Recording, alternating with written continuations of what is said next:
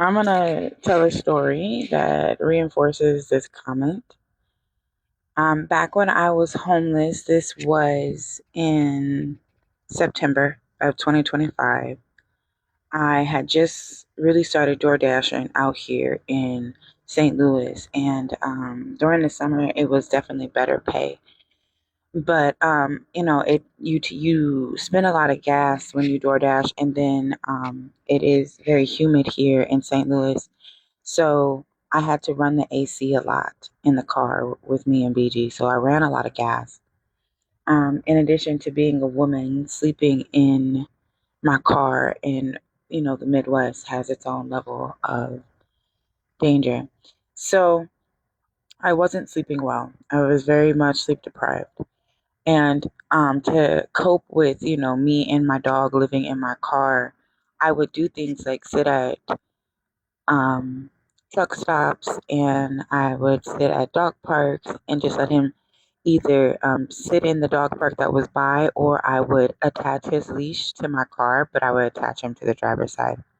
This particular day, I had been door dashing, and I would DoorDash like 15 hours at a time because I had nothing to do and nowhere to go. So it gave me purpose. And so I was driving way too much and I was not sleeping.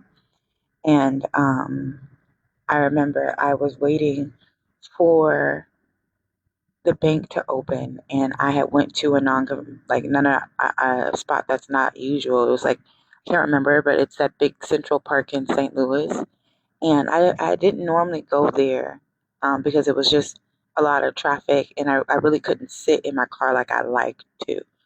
Um, I found that I could sit more comfortably in my car at like truck stops and stuff like that. But this particular day, I wanted to just get some gas and keep door dashing. I didn't even have any gas. I think I had like 5 miles left.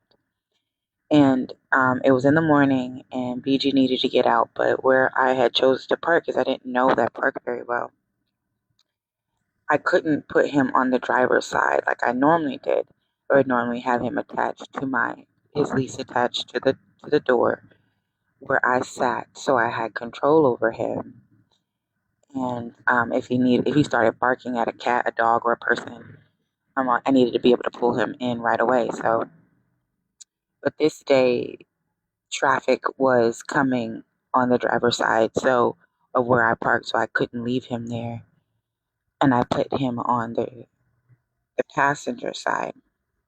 And I'm sleep deprived. I also have been pistol whipped. I've been raped. I struggle with memory and being present. I fight every day, every moment.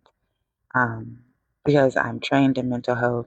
I have elite coping skills, but it does not mean that it's not a fight. And that day it slipped. And for a brief moment, I forgot BG was on the outside of the car and not on the inside.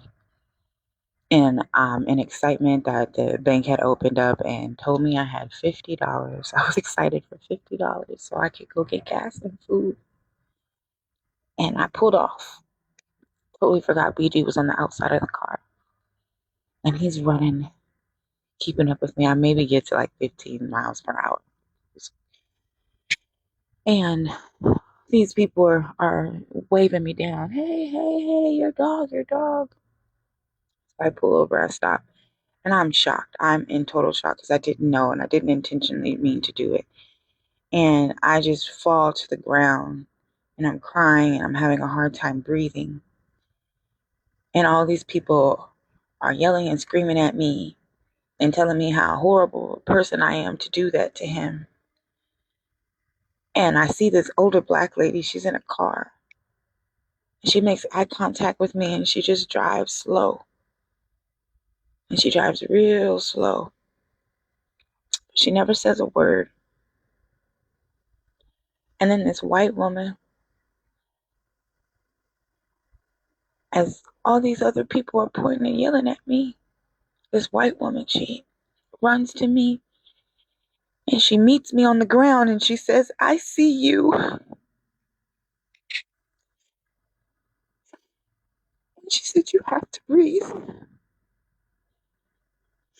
She said, people forget kids in the car all the time.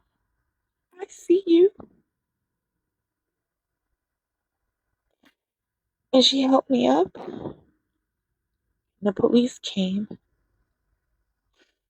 The vet came because he did have injuries to his paws. His paw pads were completely off. And I had to be evaluated. And he had to be evaluated. But she came back and she said, let's get him to the vet. And she paid his vet bill. She paid for his medicine. And then she gave me gift cards so I could go eat. This is not the first time that I have encountered this type of immediate support from white women, and a lack of immediate support from Black women. The complacency of a Black woman is so high, which is why I've gone no contact with my family. Hold on. It is not the first time that I have been met with that kind of kindness from a white woman. I can go on and on.